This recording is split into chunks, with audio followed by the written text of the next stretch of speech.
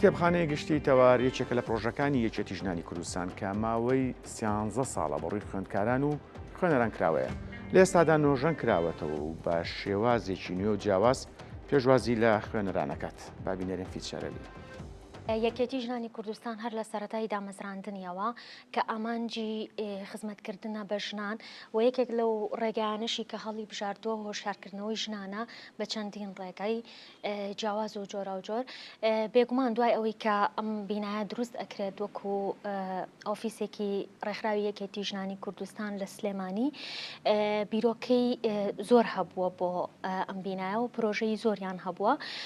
یەکێک لەو پرۆژانە کتێبخانە بووە و چاپکردنی کتێب بووە کە یەکێتی ژنان بڵاوکراوی هەبووە هەر لە سەرەتای دامەزراندنیەوە گۆڤاری تەوار هەبووە، دوای ڕۆژنامەی ژیانەوە و دواتر بۆ هەموو ئەو بۆنەوە مناسەبانی کە کردوێتی بڵاوکراوی تایبەت بەخۆی هەبووە و دواتریش لەو مەجای ژنانە چەندین کتێبی چاپ کردووە، زنجیرەی بڵاوکراوی هەبووە. بۆیە بیرۆکەی کتێبخانە هەر یەکێک بۆ لە پرۆژەکانی یەکێتی ژنانی کوردستان لە ساڵی 2000 کتێبخانەی قەرەداخی کردوێتەوە، لە قەرەداخ کتێبخانەیەکی گشتی بووە. بەڵام لە ساڵی 2012 بە هاوکاری ڕێکخراوێکی بەریتانی کتێبخانەی تەواری لەناو بینایی تەلاری تەوار کردوتەوە کە کتێبخانەیەک بووە، کتێبخانەیەکی گشتی بووە و ئامانجی گەورەی کتێبخانەکە لەو کاتەدا خوێندنەوە و خواستنی کتێب وە هەروەها لەو کاتەدا کە خۆمان نەزانین هێڵی ئینتەرنێت قورس بووە بە تایبەتی بۆ خوێندکارەکانی زانکۆ. لێرە چەند کۆمپیوتەرێکی زۆر دابین کراوە بۆ هێڵی ئینتەرنێتیش کە خوێندکاران ئەیانتوانی بێن بێ بەرامبەر سوودمەند بن لێی و هەر ئەو کاتە بیرۆکی ئەوە هەبووە کە ئەو سەرچاوانی لەناو کتێبخانەکەیە بە ئەلکترۆنی بکرێت و ببەچرێتەوە بە کتێبخانە جیهانیەکانەوە.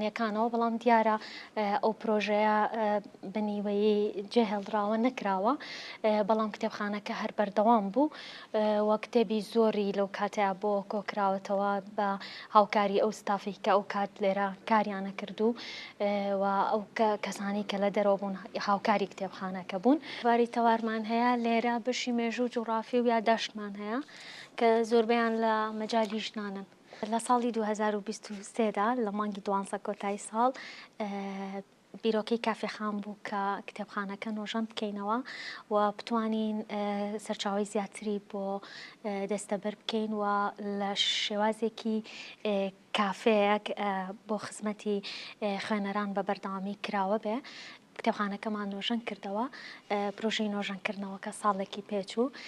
لە ئێستادا 3000 سەرچاوە لە کتێبخانەکە هەیە بە زمانی کوردی و عەرەبی. ئەتوانین بڵین بەشی کوردیەکەی زیاتر لە مەجای ژنانایە و سەرجەم کتێبەکانمان بەپێی سیستمی دیوی لەناو کتێبخانەکەیە جیا کردوتەوە. ئەدەب، شەعر، چیرۆک، ڕۆمان هەموو ئەوانە جیاوازن و زانستی کۆمەڵایەتی و گشتی و سروشتی و پراکتیکی و بەشێکمان هەیە بەشی ژنانە لەویا جیاوازە و بەشێکمان هەیە سەرجەم ئەو بەرهەمانی تێدایە کە یەکێتی ژنانی کوردستان لە ماوەی کارکردنی ئەم چەند ساڵە چاپیان کردووە. بێگومان ڕێکخراوی یەکێتی ژنانی کوردستان یەکێک لە ئامانجە گرنگەکانی خزمەتکردنە بە ژنان و لەو بوارەشا پێم وە بێ هیچ درێخی نەکردووە و ئەم کتێبخانەیەش بۆ خزمەتی ژنانە.